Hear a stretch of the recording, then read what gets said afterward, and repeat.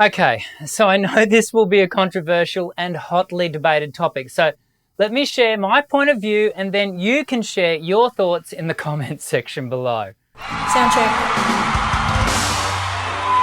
Let's talk about the pros first, and it may come as a surprise to many of you that I don't have any issue with tuning software like Antares, Melodyne or Isotope's Nectar 3, just to mention a few.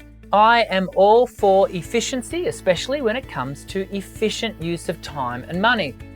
And that is what Autotune does. It saves time from doing take after take in the studio, which in turn saves money. Because when it comes to recording, especially in the professional context, time is money. And just quickly, in case you're watching this video and asking yourself, what is Autotune? Autotune is digital software that enables the audio engineer to correct or enhance for effect the tuning of any instrument, and we mostly hear it used on human voices. In fact, nearly every audio recording we hear today has been tuned to some degree. Now, as you let that little factoid sink in, let's keep talking about the pros of Autotune. The second of which is accessibility. Today, nearly everyone has access to this technology. But did you know that tuning voices has been around for decades? In the good old days, audio engineers would manually tune inaccurate pitch by slightly altering the speed of the tape, either making the tape run slower or faster, depending on whether the pitch needed to be lowered or lifted.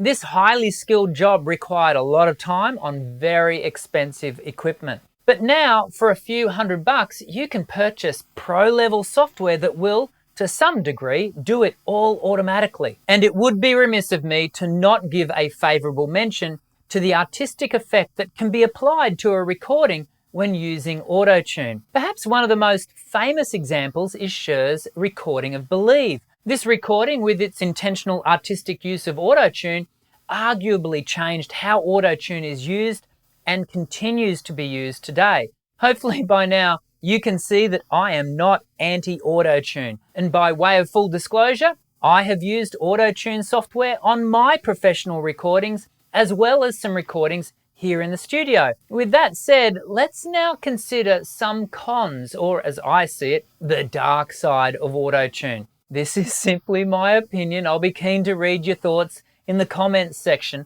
And the first con is that Autotune is often poorly implemented by inexperienced engineers. And this can leave unwanted artifacts in the recording.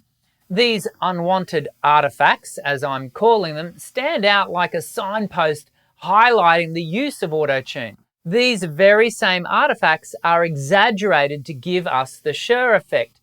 But if you're not going after that sound, then Autotune should be heard, but not heard. When Autotune is used well, the listener shouldn't be able to detect its implementation. And herein lies one of the other challenges of Autotune.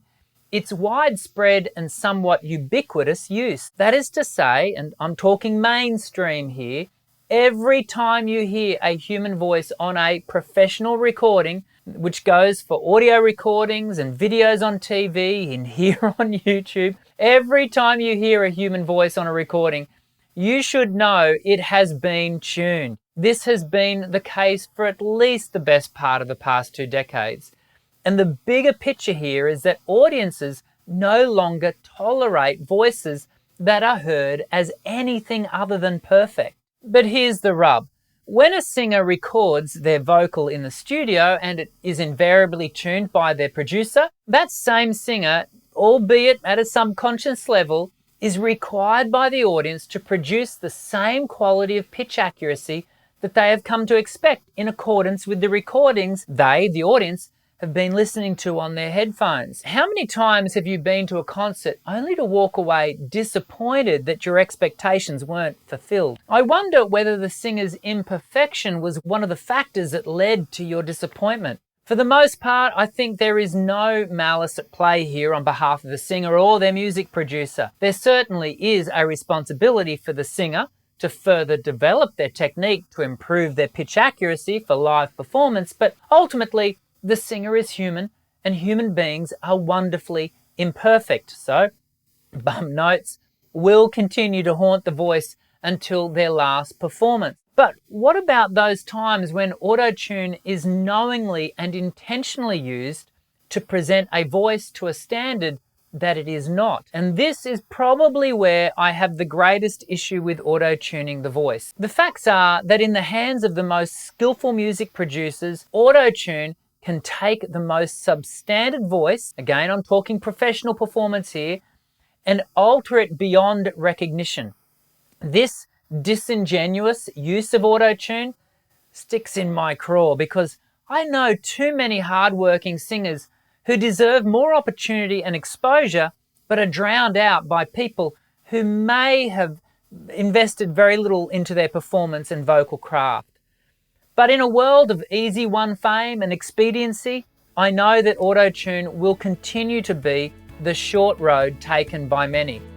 What do you think? What did I leave out of my list, both for the pros and the cons? Do you think auto-tune should be used sparingly, or are you more pragmatic with a sing and let's sing attitude? I'm keen to read your thoughts. I'm Dr. Dan. Sing well.